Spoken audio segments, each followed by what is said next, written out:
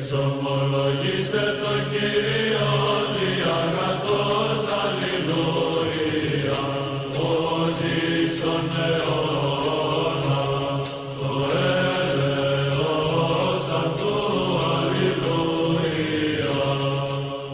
are not fair. Come Brother, do you want to ask a question? You see, you are. Sorry? Few points about masculinity. Do you want to have a conversation?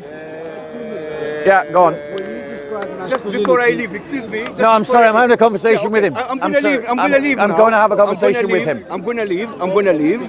But I must tell you No, that God go on, bro. said, God said, Bro, build go a on. temple.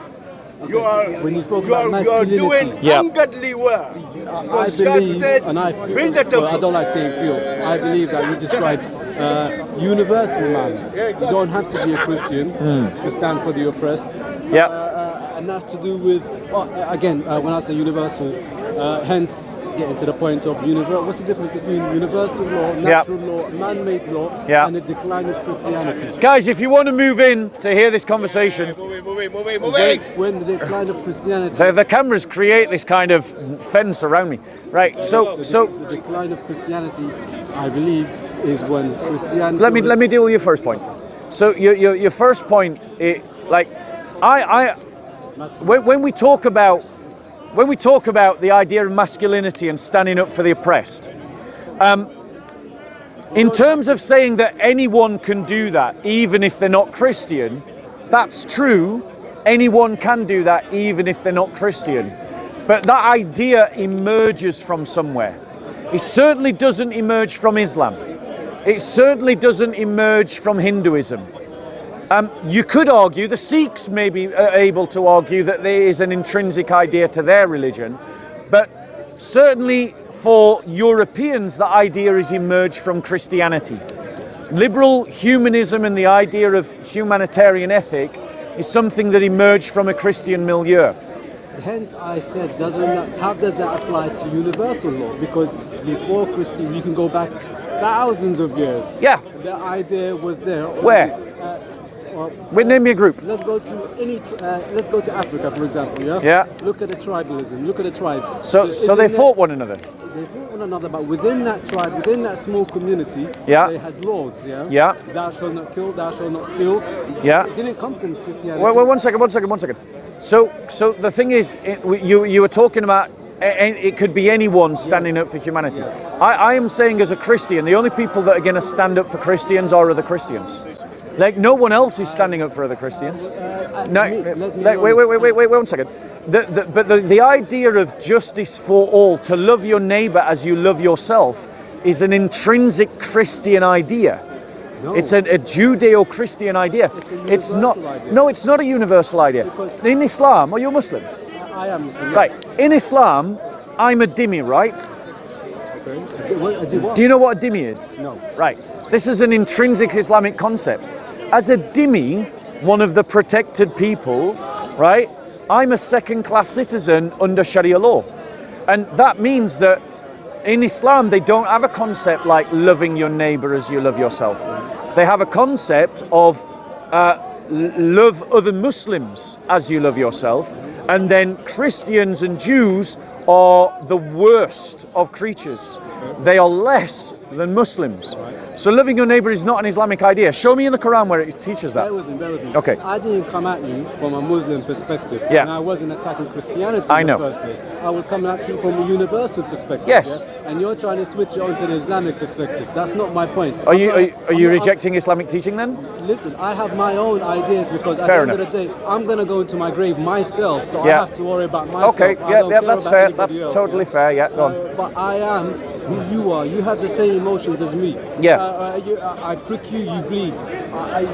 So certain things are universal. Yeah. So the idea of protecting my family is universal. Yeah. Love thy neighbor is universal. Tribalism in the smallest communities, Yeah. which have no Christianity, no Islam, way before those ideas of monotheism came out, paganism. Yeah, within those paganism, that environment themselves, people, Yeah. an eye for an eye. That's not a Christian idea. So let me nor is it a Muslim idea. let me come back to you because I don't think you're engaging in what I'm saying. The idea of loving your neighbor as yourself cannot be found in most cultures and most religions.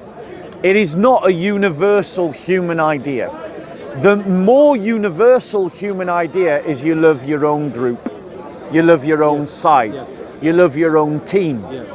It's in Christianity, and in particular Jesus's interpretation of Jewish law, when he says love, because the Old Testament says love your neighbor as you love yourself, but then Jesus defined the neighbor as someone who wasn't a Jew, defined the neighbor as a Samaritan. It defined the neighbor as the one who's keeping the law as a Samaritan. And so this idea is a Judeo-Christian idea that we have communicated to the world through the Enlightenment, through modernity, through colonialism, through the missionary effort of the church, through modern technology. And people like you have adopted it, and I applaud you for it. But you have adopted a Judeo-Christian idea. There's nothing intrinsic about humanity that has come to this conclusion. I speak to Muslims, they would disagree with me, or they would have issues with what I'm saying. But like I said, at the end of the day, I'm going into my grave by myself. I don't have to worry about anyone. I have to question what people say to me. I don't take no man's word for it. But okay, all right then. Let me not go with that. Let me have your opinion on universal law. What is universal law? So universal law, bro, is where as human beings we have an instinct which aligns with revelation. Like we have an instinct about loving our mother and father, for instance. We have an instinct about loving our siblings. It is this idea of that kind of instinct that is natural within us, right? Now, universal law is this idea that also that we're, so in one sense, the universal natural law is that which is intrinsically natural to us as human beings. Our mind is structured in such a way that it seeks a moral paradigm. That need for an understanding of right and wrong is something that we're born with genetically. It develops in the brain, and then as part of the brain structure, it develops in the mind, and then we look to fill that structure with some input. And so we learn moral law. We're designed to think morally. So in that sense, there is that sense of natural law. There is also certain natural laws in the sense that it's natural for men and women to procreate. It's unnatural for men and men to have sex. And so there's that aspect of natural law. Self-preservation is an aspect of natural law. But what happens when you start introducing revelation is that the input about that natural structure that we've got in our minds suddenly receives revelation that tells the natural instinct that I should want the good for you that I want for myself. So as a Christian, I can say to you that I want you to be equally under the law. I want you to have the same protections and rights that I do. But as a universalist, right? As a universalist, you can't. What are you going to point to say why you believe that? What's your authority for saying that? For me, it's Judeo-Christian teaching. For you, what are you going to point to? For me, I don't like labels. Right. I don't want to say as a Christian or as a Muslim, I have to love you. I want to say as a human being, as I want best for me, I want best for you. Because I believe what goes around comes around. Whatever you put out, you will attract. So hence, I will. Okay, no labels. I get that. But my question to you is, what are you going to appeal to? So I appeal to Jesus' teaching. I appeal to that parable that he tells about the Samaritan, right? In understanding who my neighbor is. Jesus defines that, and he says anyone who is in need, basically. Anyone who is in need is my neighbor. Doesn't matter what their religion is, doesn't matter what their ethnicity is. If they're in need, they're my neighbor, I can love them like myself. The good I want for me is the good I want for them. So for me, I get to that conclusion from Jesus' teaching. My question is, as a universalist, and I accept that you're on the same page as me, That if you saw someone in need, you want to help them just because they're a human. But where are you getting that from? Believe it or not, from Islam. Right, show me in Islam where you're getting that from. It's not, listen, I can't think of it. I need to sit down. I have a book of research, and a lot of things. Well, come back with that book because I believe that you've got it wrong. Fair enough. I will be back another time. Yeah, come back with that book because I think you got it wrong. I have a question for you. Before you move on to your question, and yes, I'll take your question, but let me suggest to you that actually you have been more influenced by Christianity than you have by Islam, and that actually has made you a better person. I would agree with you. And you know what? Yeah. Even the devil tells the truth sometimes. So I have to listen to the devil as well. I have to hear what he has to say. So, and it's going to, as I'm going to go into my grave by myself, I have to be sure of what every person says. So even the devil tells the truth sometimes. So I have to listen. Yeah, Jesus ain't the devil, bro. But no, I don't care. I don't know. But the point is, Christianity has influenced you, and I think that I don't think you should worry about that. I think you should celebrate it, and I think that you should build on it. I hope it's a never-ending thing. But let me continue. Natural. You've explained natural law. Okay. Man-made law and the decline of Christianity. I believe that it's got to do when Christianity gave its power or joined with the state. And when do you think that happened? Maybe 1,000 years ago, or when one of the kings wanted to marry a second wife or whatever. I haven't looked at the history. Yeah. But I believe because the state controls. Are you aware that from the 5th century until the 17th century, the church and the state worked together to form Christian laws? Okay, let me process that for a second. Okay, all right. So basically, for over 1,000 years, think nearly as old as Islam itself, Christians had a Christian state where Christians created Christian laws. So where did it go wrong? Right, great question. Where did it go wrong? It went wrong with sectarianism. It went wrong when Christians fought a civil war. So it wasn't that the problem of joining religion to politics was the problem. It was that when the church unity fractured and Christians couldn't agree about the right way to govern the church, not the right way to govern the state, but the right way to govern the church. And then they started fighting about it. And that civil war is where it all started to go wrong for Christians. This happened in the Reformation. So it started in the 1600s, finally sort of settled down in the 1700s, and then in the 1700s, they separated church and state.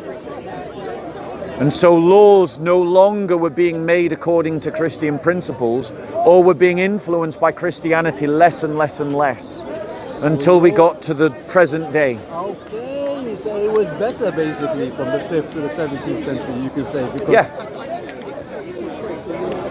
for Christianity in general. Yeah. Okay. And the thing is, as Christians, we're not against the idea of the church governing the state or influencing the state. Yes. We're not in favor of atheistic governments. Okay. We're not in favor of atheistic law. As Christians, we're in favor of theistic law. Okay. Now, the way that we do that is different from the madhabs, right? Okay. So the madhabs in Usul al-Fiqh, right? Yeah. They've got these different disagreements, haven't they, between the Maliki, the Hanafi, the Shafi, and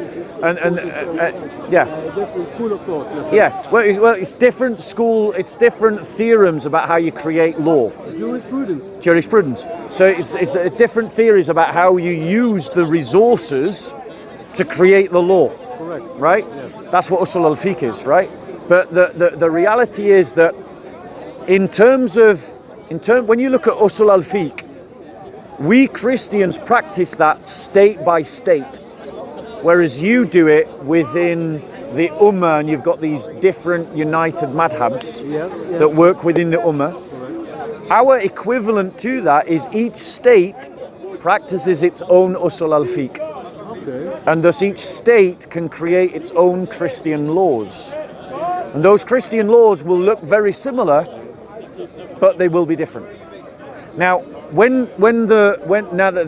advantage of that is that homogeneously every state only follows a single law, a single code of laws. Whereas in the Ummah, because of the madhabs and because of the differences in usul al-fiqh, you've got different Muslims following different understandings of different practices of Sharia law, right? And so you have one caliphate where different people are behaving under different codes of law, right? Yeah. You say caliphate, but okay. And you also have multiple different caliphates. Okay, I would disagree with that because I don't know of any caliphates. All the caliphates are dead now, thanks be to God. Okay, all right then. Yeah. You know, I might agree with some of what you're saying there. Yeah. Anyway, all right then. What's your name, bro? Hussein. Hussein, it was lovely to meet you, Hussein. And what's your name? My name's Bob. Bob. Do you have a Bible, Hussein? No. I'd like to give you a gift. As a thank you. I always enjoy talking to pleasant people, and you've been very pleasant. So here's my gift to you, Hussein. Thank you very much. And yeah, come back with as many questions as you like, and let's talk again. I promise you I will. All right, you look after yourself. Thank you for the present as well. No worries. You know what? Would you like some? You know what? Go on. Yeah, go on. I'm listening. Doesn't matter. I'll come back and see you again. All right. Pleasure. Thank you very You much. look after yourself. Take care. Right. Hi, bro. You doing all right? Yeah, I was about to talk about the Nicolaites. What does Muslim imply when one say that Bible advocates for killing babies? They're taking a passage in the Old Testament where God commands the destruction of a people as a judgment upon them. Yes. And then that is given in the Bible as a description. Yeah. And the Muslims are lying to people like you by trying to tell you that it is a prescription. Yeah. The Bible is not giving you a command, it's telling you what God did in history. And so when Muslims try to tell you that the Bible supports killing babies, they're framing it like it is a prescription, like a command, which is demonstrating that they're either ignorant or deceitful. Yeah. Okay? Yes, well. All right.